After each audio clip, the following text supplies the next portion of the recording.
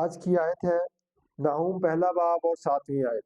خداوند بھلا ہے اور مصیبت کی دن پناہ گاہ ہے، وہ اپنے توکل کرنے والوں کو جانتا ہے۔ یہ آیت ہمیں یاد دلاتی ہے کہ خدا مصیبت میں ہمارے ساتھ بھلائی کرتا اور ہماری حفاظت کرتا ہے۔ خدا کی بھلائی سے مراد یہ ہے کہ خدا مہربان، محبت کرنے والا، رحیم اور انصاف پسند ہے، کیونکہ خدا بھلا ہے، پاک ہے اور راست باز ہے۔ خدا کی بھلائی ہمیں بنی نوع انسان کی حفاظت میں نظر آتی ہے۔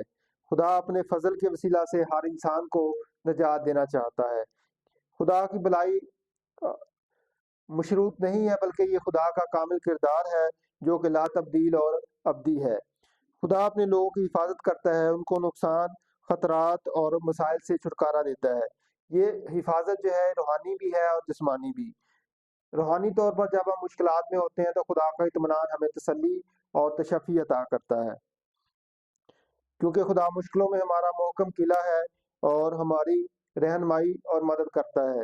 خدا کی بھلائی اور حفاظت سے یہ ظاہر ہوتا ہے کہ خدا محبت کرنے والا ہے اور خدا ان کی زندگیوں میں کام کرتا ہے جو اس پر بھروسہ رکھتے ہیں۔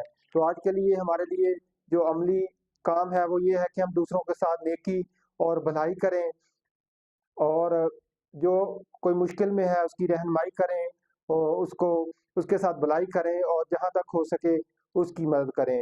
آمین۔